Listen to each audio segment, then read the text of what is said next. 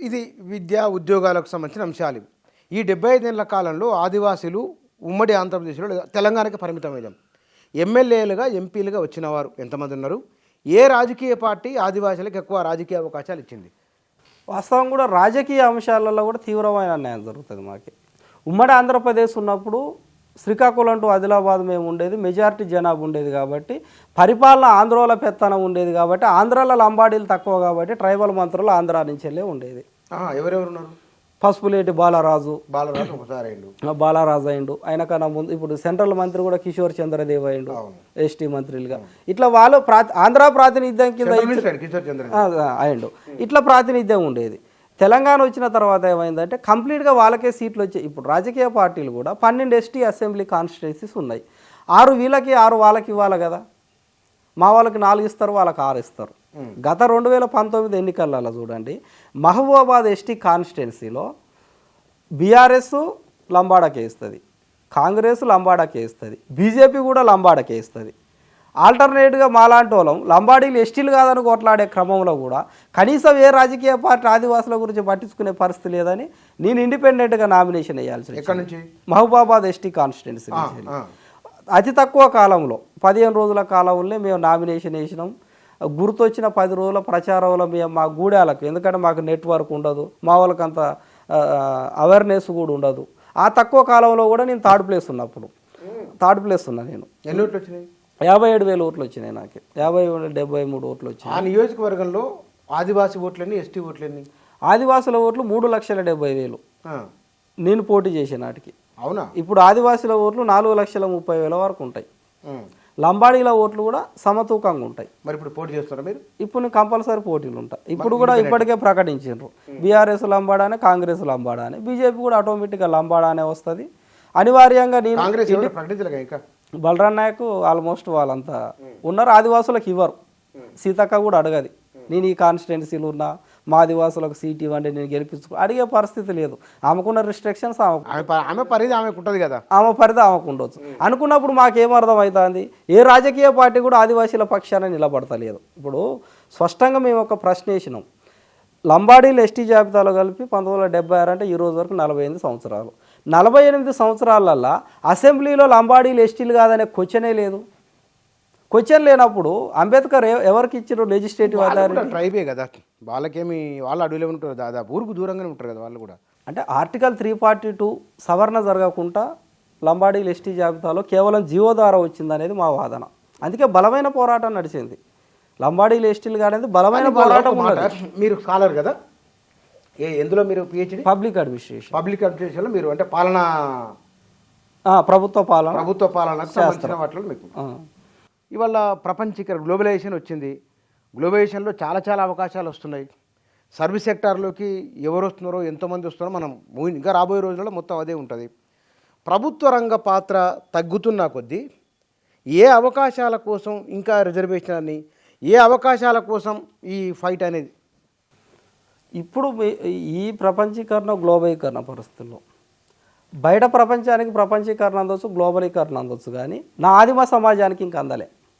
నల్లమలలో ఉన్న చెంచులు ప్రభుత్వం వాళ్ళ జనాభా ఎంతో చెప్పగలుగుతుందా? 35 సంవత్సరాలకు బిలో బతుకుతారు చెంచులు. చెంచు ప్రాంతంలో నల్లమలలో వీడోస్ ఎక్కువ ఉంటారు. ఎందుకంటే వాళ్ళ ఇమ్యూనిటీ తక్కువ ఉన్నదని విశ్లేషణ చేయగలుగుతారా? కనీసం చెంచుపేటకి వీళ్ళొక రైట్ ఇవ్వగలిగినరా? ఇప్పుడు రేవంత్ రెడ్డి గారిది నల్లమల ప్రాంతం, ఆయనకు నల్లమల చెంచులకు దగ్గర ఉన్నాడు. ఇప్పుడున్న కాంగ్రెస్ ప్రభుత్వం దగ్గర లెక్కున్నదా?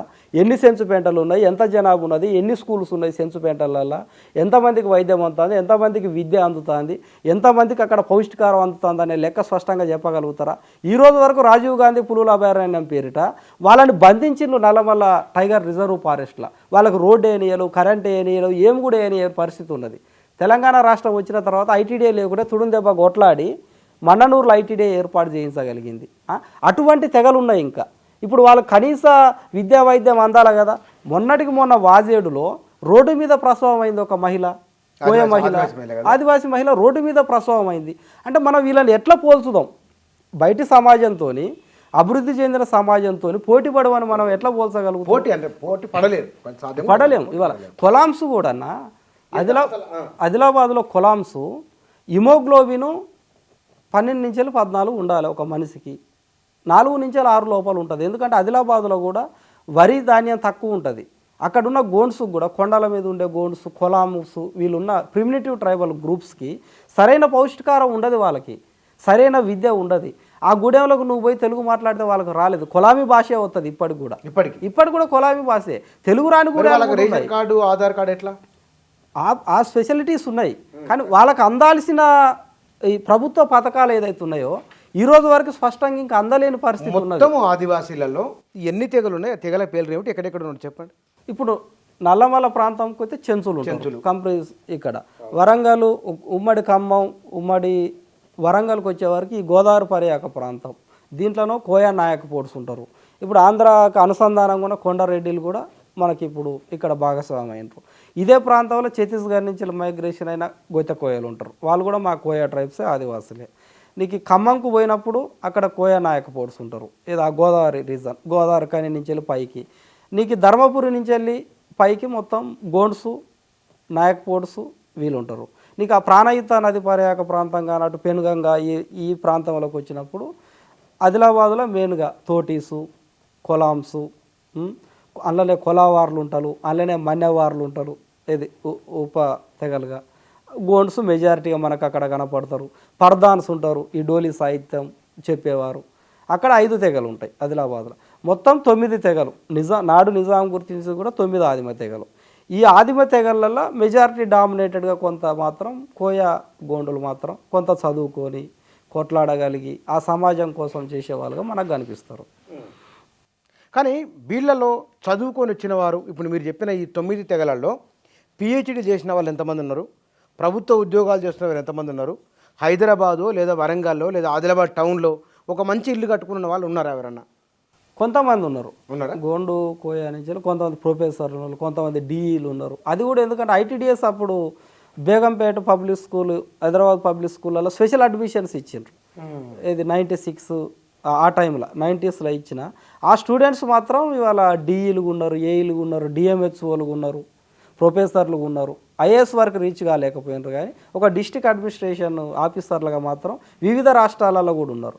అందులో మనకి కొంత పరిణితి కనపడుతుంది. ఐటీడీలలో కూడా టీచర్స్కు సంబంధించిన ఫారెస్ట్ శాఖ కానీ లోకల్ ఎంప్లాయ్మెంట్ అందిన వాళ్ళు మాత్రం వాళ్ళు కొంత హైదరాబాదు పట్టణాలలో కానీ వరంగల్లో కానీ కొంత పట్టణ ప్రాంతాలలో కొంత స్థిరపడ్డారు, కొంత ఆర్థికంగా ఉన్న వాళ్ళు మాత్రం ఒక 10% మనకు కనపడతారు. మీ దాంట్లో విత్ ఇన్ ద ఆదివాసీ కమ్యూనిటీలో వివాహాలు చేసుకోవడానికి మళ్ళీ దాంట్లో కూడా ఏమన్నా గోత్రాలు ఉంటాయా, లేకపోతే కనుక ఎట్లా ఉంటుంది? ఉంటాయి, కంపల్సరీ. ఇప్పుడు ఎస్టీలలో నేనావతు, కేతావతు, మూడావతు, రామావతు, పాతలావతు ఉంటాయి కదా. మీ దాంట్లో వీళ్ళ దాంట్లో గోత్రానికి ఉండదు, ఏదో వేరు సపరేట్ ఉంటాయి. అవి మీ దాంట్లో ఎట్లా ఉంది? మా దాంట్లో 3 నుంచి 7 గోట్లు ఉంటాయి అన్న. దేశవ్యాప్తంగా 3 నుంచి 7 గోట్లు ఉంటారు. అంటే గట్టు అంటే ఒక వంశ నిర్ధారణ. ఒక వంశ నిర్ధారణ అంటే ఎప్పుడైతే మనం ప్రాచీన యుగం, నవీన శిలాయుగం ఆ దశ నుంచి వెళ్ళి ఈ కొంత మానవ సంబంధాలు, శారీరక సంబంధాల మధ్యలో ఒక నైతిక విలువలు రావాలి, ఒక నైతిక విలువల సమాజం ఏర్పడాలన్నప్పుడు అప్పుడు గట్టు అంటే మన పొలం గట్టు అంటే నీకు హద్దు, ఈ హద్దులు ఏర్పాటు చేసేటప్పుడు అప్పుడు 3వ గొట్టు ఇగో ఈ వంశం, 4 ఈ వంశం, 5 ఈ వంశం, 6 ఈ వంశం, ఈ వంశాల కిందకి ఈ ఇంటి పేర్లు వస్తాయని అప్పుడే నిర్ధారణ చేసుకున్నారు. దాని ప్రకారమే ఇప్పుడు 3వ గొట్టు అంటే ఒకే తల్లి బిడ్డలు, వాళ్ళిద్దరి మధ్యలో రక్త సంబంధం ఉంటుంది, ఒక తల్లి పాలు తాగినవారు కాబట్టి వాళ్ళ మధ్యలో వివాహం ఉండదు.